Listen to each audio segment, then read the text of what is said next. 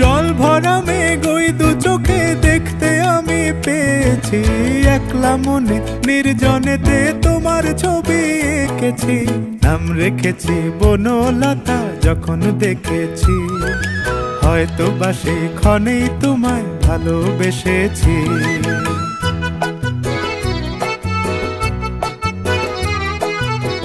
বনলতা কথা হয়ো না গো কুণ্ঠিতা, বনলতা কথা হয়ো না গো কুণ্ঠিতা।